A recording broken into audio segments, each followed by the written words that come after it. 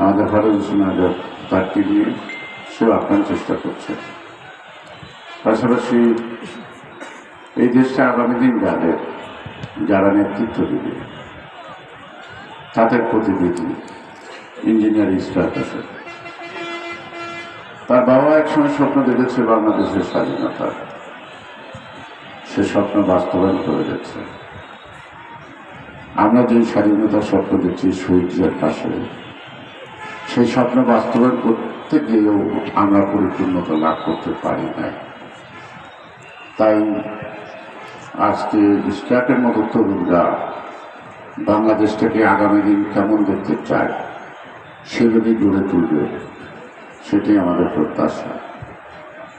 আমাদের কিন্তু অনেকটাই চলে যাওয়া বা পৃথিবী থেকে প্রস্থান করার সময় খুব সমাগত, জানি না সেটি কখন।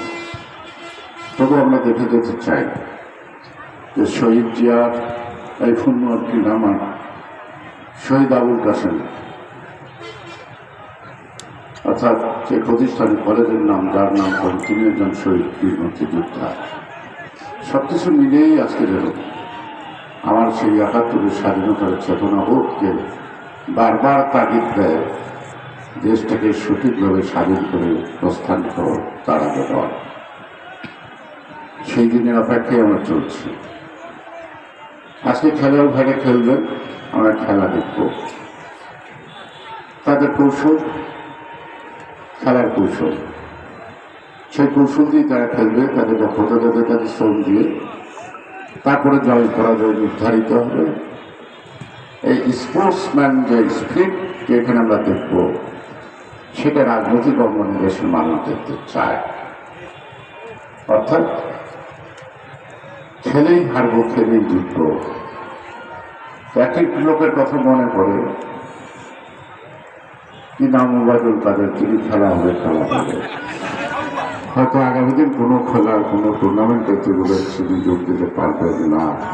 এটা আমাদের জন্য একটা দুর্ভাগ্য। খেলাটা কেমন হতো, কেমন খেলা যায়, খেলাটা খেলা দিতেও তো সেই খেলাটা দেখা যাচ্ছে না। ইসলাম কিন্তু কথা বলছে, আমরা 16 বছর যাবত যে ফেসিবাদের বিরুদ্ধে আন্দোলন সংগ্রাম করার জন্য আমার অনেক ভাই রক্ত দিল, জীবন দিল। স্বাধীনতা যুদ্ধে অনেকেই শহীদ হল। আমি বলবো ভগবান, ওরা দেশটা দিয়ে গেছে, দেশের এই দুরবস্থাটা দেখে যায় না। আমরা বেঁচে থেকে এই দুরবস্থা দেখছি, ঢুকে ঢুকে মরছি, প্রতিবাদ করছি। রক্ত ঝরছে, ঝরুক। হয়তো আমি মনে করি এই দেশ, এই পবিত্র মাটি কাছে আমার অনেক দিন আছে। এই দিন সামান্য রক্তে পরিশোধ হবে না।